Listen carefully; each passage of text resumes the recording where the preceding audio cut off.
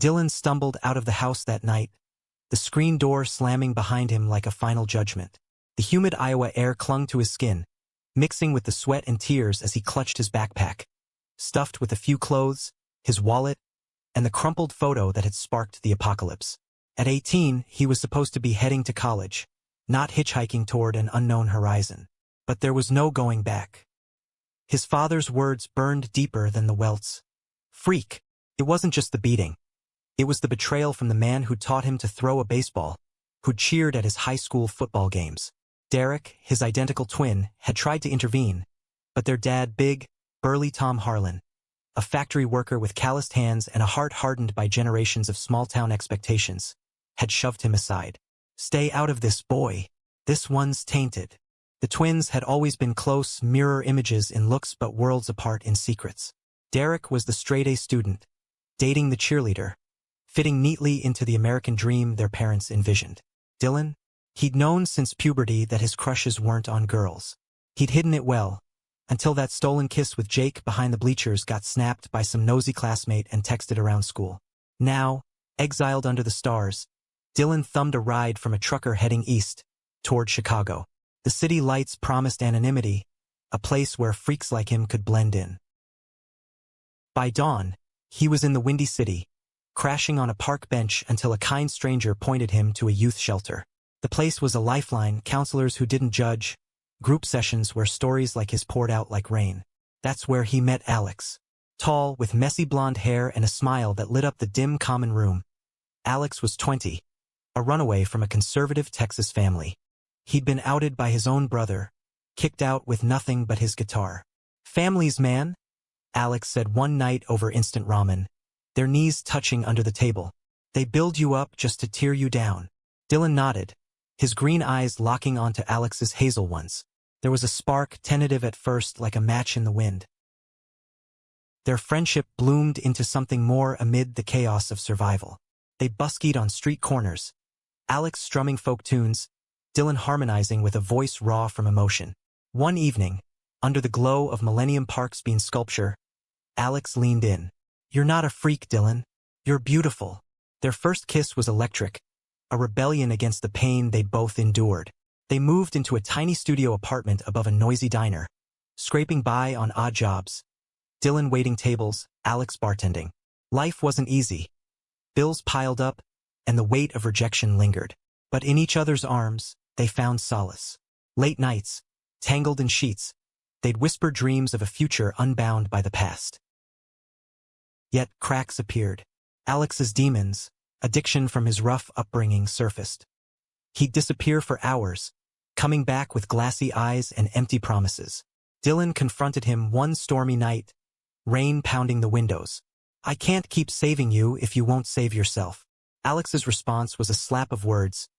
Maybe you're the one who needs saving, still crying over daddy's belt. It stung, reopening old wounds. But love, that stubborn force, kept them together. Dylan enrolled in community college, studying social work, vowing to help kids like him. Alex got clean, or so he said, and they talked about forever marriage, now legal across the states, a house in the suburbs. Back in Iowa, Derek kept tabs through secret texts. Dad's cooling off, he'd say. Mom misses you. But Tom Harlan remained unyielding, his silence a wall. Dylan pushed it down, focusing on the life he was building. Then came the betrayal that shattered everything. Alex, in a relapse, cheated with a guy from the bar. Dylan walked in on them, the scene burning into his memory like acid. How could you? He whispered, voice breaking. Alex's excuses fell flat. It was nothing, just a mistake, but it was everything. Trust evaporated, leaving Dylan alone again, heart in pieces. He packed his things, heading further east to New York City, the ultimate melting pot.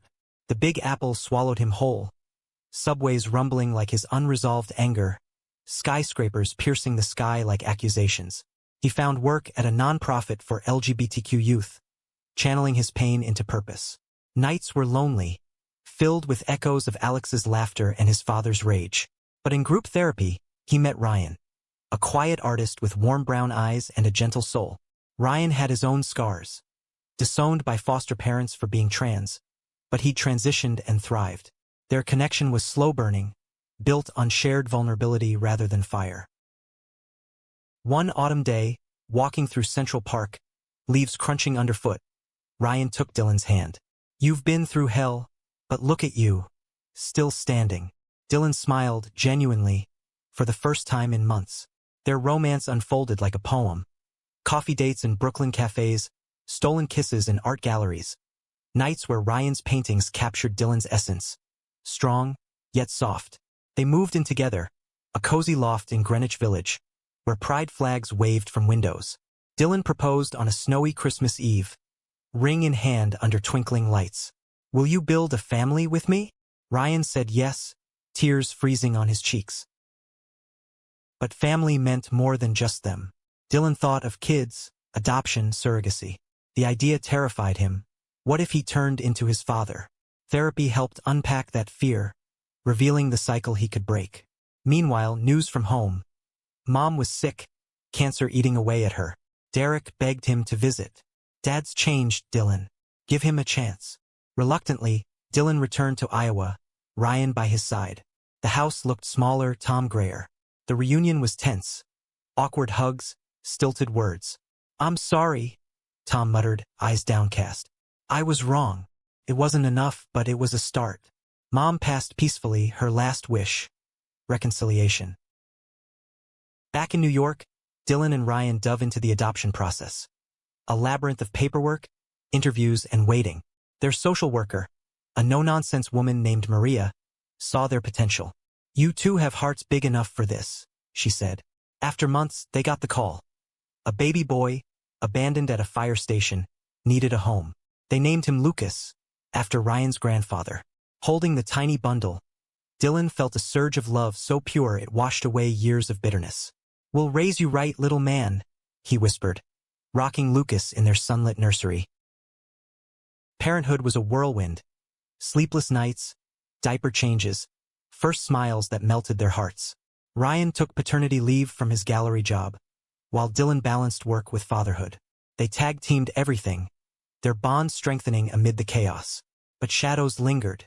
Dylan dreamed of his father's belt, waking in sweats. "What if I mess this up?" he'd confide to Ryan. "You won't," Ryan assured, pulling him close. "You're nothing like him." Word spread to Iowa. Derek visited, Uncle Judy's in full swing, bouncing Lucas on his knee. "Dad wants to meet his grandson," he said cautiously. Dylan hesitated. Forgiveness was a rocky path. But for Lucas's sake, he agreed. Tom arrived in the city, looking out of place in his flannel amid the hustle. Seeing Lucas, his eyes softened. "He's beautiful," Tom said, voice cracking. Dylan watched warily as Tom held the baby, cooing gently. It was surreal, the man who'd called him a freak now cradling his son with tenderness. Over coffee, Tom opened up.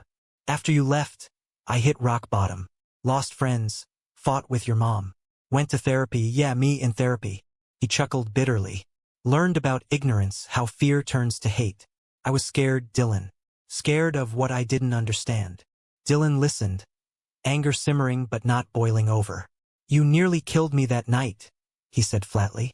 Tom nodded, tears welling. "I know, and I'll spend my life making amends if you'll let me." The visit sparked a tentative thaw.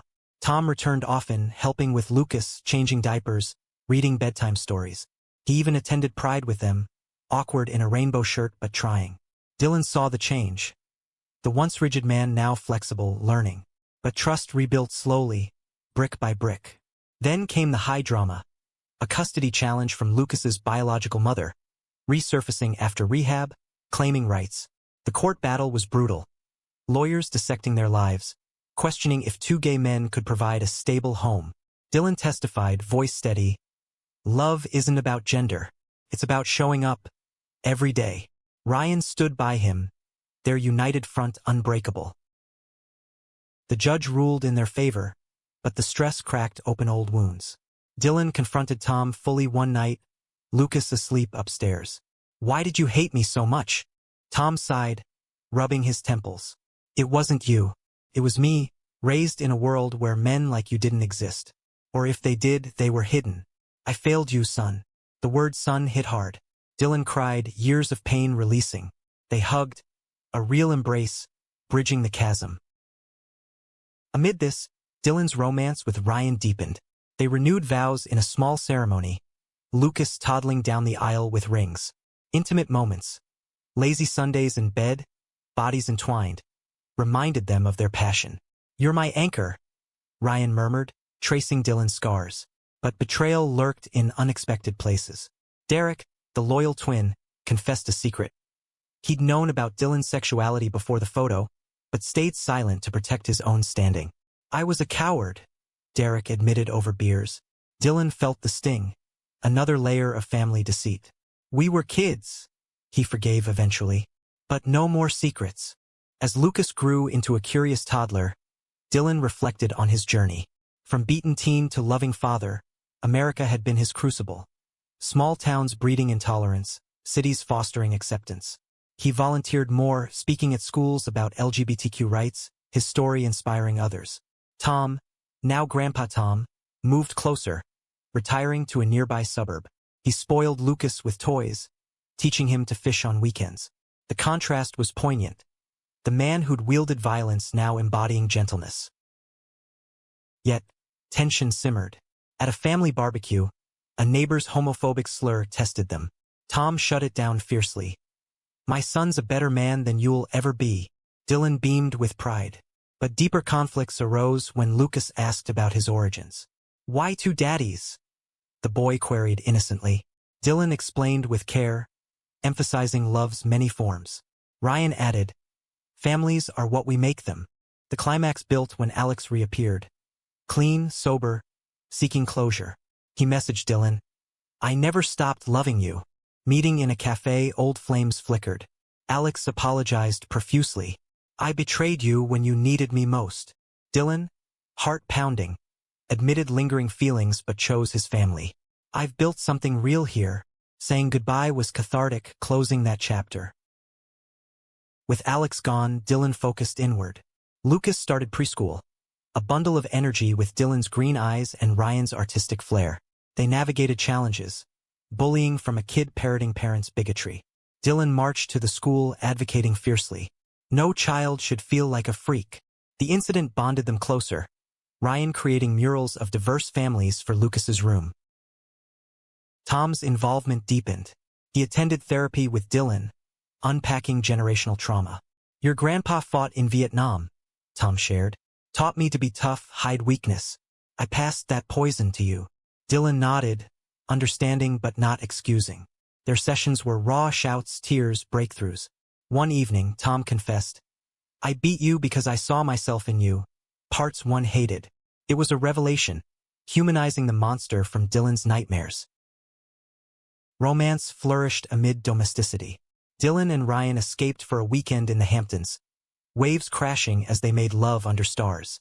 "We've come so far," Dylan whispered, bodies slick with salt and sweat. Back home, they discussed expanding their family, another adoption. But fate intervened.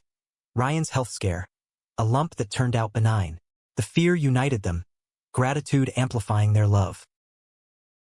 Conflict escalated when Derek's marriage crumbled. His wife left, citing his emotional distance, roots in family secrets. Derek crashed with them, spilling regrets. "I envied you, Dylan. You lived authentically. I hid behind normalcy." The twins reconciled fully, Derek coming out as bi, a twist that explained his silence. "I was scared too." Dylan supported him, introducing him to the community. It was healing, the twin bond mending. Tom, witnessing this, reflected on his legacy. At Lucas's 5th birthday party, surrounded by rainbow decorations, he pulled Dylan aside. "I'm proud of you, son. You've raised him with the love I couldn't give." Tears flowed. Forgiveness solidified. But drama peaked with a family crisis. Tom's heart attack. Rushing to the hospital, Dylan held his hand. "Don't leave us now," he begged. Tom survived, the scare prompting change. He donated to LGBTQ causes, speaking at local events about his transformation. As years passed, Lucas grew into a kind boy, unaware of the storms preceding him. Dylan and Ryan adopted a daughter, Mia, completing their family. The household buzzed with laughter, backyard barbecues, holiday traditions blending old and new. Tom lived nearby, a doting grandpa reading stories of brave princes loving princes. Yet, emotional depth surfaced. Dylan battled depression, echoes of trauma resurfacing. Ryan suggested a retreat. There, in California's redwoods, they reaffirmed their vows. Intimate nights by campfires reignited passion. Bodies moving in sync, whispers of eternal love. Returning renewed, Dylan wrote a memoir, From Freak to Father, sharing his story nationally. Interviews on podcasts, appearances on talk shows, he became a voice for the voiceless. Betrayal struck again, subtly. A colleague at work, jealous of Dylan's success, outed his past in a smear campaign. Rumors flew. Abused kid turned advocate, hypocrite? Dylan fought back, suing for defamation, winning vindication. The ordeal tested resilience, but support from Ryan, Tom, and Derek fortified him. "We're in this together," Ryan said, their kiss a seal of solidarity. Lucas, now 8, questioned his grandpa's scars. "Why did you hurt Daddy?" Tom answered honestly, "I was wrong, buddy, but love fixes mistakes." It was a lesson in humanity, teaching Lucas empathy. The family traveled to Iowa, visiting Mom's grave. Dylan scattered flowers, whispering, "We made it, Mom." Tom placed a hand on his shoulder, a gesture of unity. In quieter moments, Dylan and Ryan dreamed big, a foundation for queer families. They launched it, Tom as honorary board member. Success brought fulfillment, but romance remained the core. Anniversaries were celebrated lavishly. Dinners in Manhattan, dances under city lights. Their love, once fragile, now unbreakable. Kisses deep, touches electric, conversations soul-bearing. As Mia's first birthday approached, tension brewed. Ryan's estranged family reached out, seeking reconciliation. A meeting in Texas was fraught, accusations, apologies. Ryan forgave selectively, protecting their peace. Dylan admired his strength, their bond deepening. The story's heart lay in these layers. K-drama highs of conflict, emotional lows of doubt, romantic swells of passion, humanistic triumphs of growth. Dylan, once broken, now whole, raised his children with unwavering love. Playdates inclusive, talks open, hugs abundant. Tom, redeemed, watched with awe, his past a cautionary tale. Years blurred into a tapestry of milestones. Lucas, now a teenager, excelled in school, his art echoing Ryan's talent. Mia, spirited and curious, danced through life with Dylan's resilience. The family home in upstate New York was a haven. Sprawling yard, walls adorned with memories. Dylan, in his 40s, gray streaking his hair, led his foundation nationally, advocating for policies protecting LGBTQ youth. Ryan's gallery thrived, his portraits capturing souls like Dylan's, raw, real. Tom, in his 70s, lived with them now, health declining but spirit strong. He'd become the grandpa every kid dreamed of, baking cookies, sharing war stories sanitized for young ears. His bond with Lucas was special, fishing trips where life lessons flowed. "Always be kind, even when life's not," he'd say. Mia adored him, climbing his lap for tales of when Daddy was little, but shadows of the past resurfaced. Lucas came out as gay at 16, confiding in Dylan first. "I'm scared, Dad." Dylan's heart ached, memories flooding. "You're perfect as you are," he assured, hugging tight. They told the family. Tom's reaction was pivotal. "I'm proud of you, grandson," he said, eyes misty. "Won't make the same mistakes." It was closure, the cycle broken. Romance endured for Dylan and Ryan. Amid busy lives, they stole moments. Weekend getaways to Napa, wine-fueled nights reigniting flames. "Still the man who saved me," Dylan murmured, their bodies entwining in luxurious sheets. Intimacy evolved. Slower, deeper, laced with gratitude. Challenges came. Ryan's gallery faced financial woes. Dylan's work burned him out. They leaned on each other, therapy a staple, communication their lifeline. Derek, remarried and happy, visited often, his own kids blending families. The twins' relationship, once fractured, now ironclad. "You taught me to live true," Derek said. Betrayal's sting faded, replaced by brotherhood. The climax arrived with Tom's final days. Cancer, ironic echo of mom's fate. Bedridden, he gathered them. Dylan, I love you. Forgive an old fool. Dylan nodded, tears streaming. I do, Dad. Long ago. Tom passed peacefully, surrounded by love, his redemption complete. The funeral was a celebration. Stories of change, toasts to growth. Dylan eulogized. He taught me that people can evolve, that love conquers hate. In the aftermath, Dylan reflected on his journey. From beaten teen to empowered father. America, with its contradictions, Bible Belt bigotry to coastal acceptance, had shaped him. He poured energy into his kids. Lucas's first boyfriend met with open arms. Mia's activism, encouraged fiercely. Years later, at Lucas's wedding, a joyous affair in Central Park, Dylan walked him down the aisle, Ryan beaming beside. The groom, a kind engineer named Sam, fit seamlessly. Vows exchanged, kisses shared. The crowd cheered. Mia, now a teen, caught the bouquet, giggling. Dylan's life was a testament to resilience. No more freaks, only families forged in fire. He and Ryan, graying gracefully, danced under stars, their love a beacon. We did good, Ryan whispered. Dylan agreed, heart full. The end was humanistic. Not perfect, but profound. Pain birthed purpose. Betrayal bred forgiveness. Romance endured. Dylan raised his son and daughter with love, honoring the boy he'd been, ensuring no child felt alone. In America's vast landscape, their story echoed. A reminder that change starts within, rippling outward.